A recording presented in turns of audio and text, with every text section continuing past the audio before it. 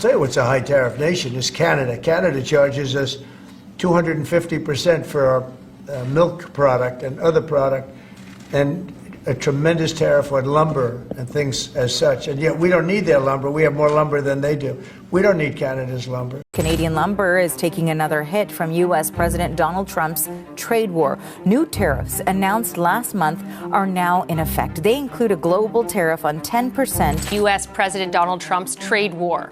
Starting today, Canadian softwood lumber sent to the U.S. will face an additional 10% duty. And there's Canada's lumber industry having to deal with the pain of tariff on tariff.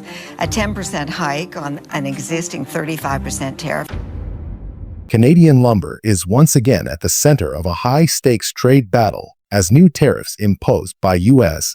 President Donald Trump deepen tensions between Washington and Ottawa.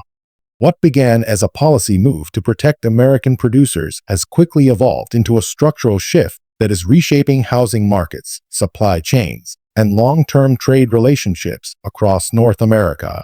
Under the latest measures, Canadian softwood lumber entering the United States now faces an additional 10% duty on top of existing tariffs that range from 35% to as high as 47.65%, depending on the producer.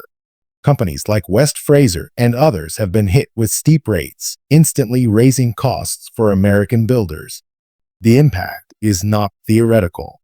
Lumber prices feed directly into housing construction, where wood accounts for roughly 15% to 25% of total building costs.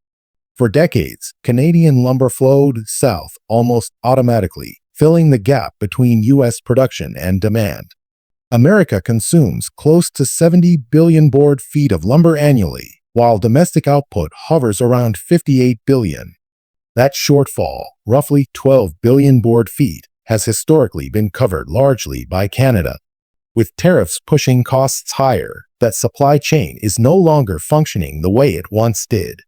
Instead of conceding, Prime Minister Mark Carney responded with a sweeping $5 billion strategy designed to reduce Canada's reliance on the U.S. market. Central to this plan is a mandatory Buy Canada procurement policy requiring federal agencies and crown corporations to prioritize Canadian lumber for government-funded projects. From public housing and military bases to infrastructure builds, billions in guaranteed demand are now locked into domestic mills. Financial backing followed. The Business Development Bank of Canada introduced favorable loan programs for small and mid-sized lumber firms, while provinces like British Columbia and Ontario rolled out targeted funding to modernize operations and support employment. Although the sector has faced painful adjustments, including mill closures and job losses, the restructuring is consolidating production around more efficient facilities capable of competing globally.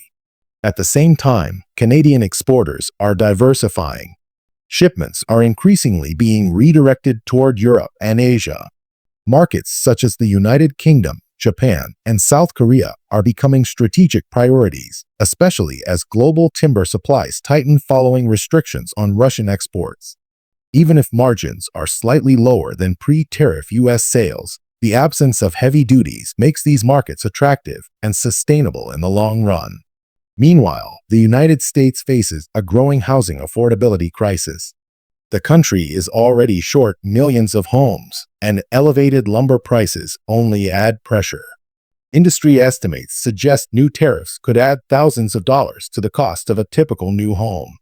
Even with mortgage rates stabilizing, higher construction expenses push entry-level buyers further out of reach and slow overall housing starts. The broader consequence is clear.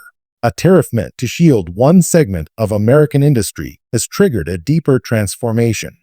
Canada is building a more self-reliant lumber economy with diversified trade routes, while U.S. builders navigate higher material costs and tighter supply. This dispute is no longer just about timber. It is about who controls supply chains, how governments respond to economic pressure, and whether housing affordability in the United States can recover under sustained trade friction. The decisions made next will shape construction markets and cross-border trade for years to come. Thanks for watching Scarlet Drive, and see you next time. Share your experiences and opinions in the comments below. If you found this discussion enlightening, Don't forget to subscribe to Scarlet Drive for the latest news and insights.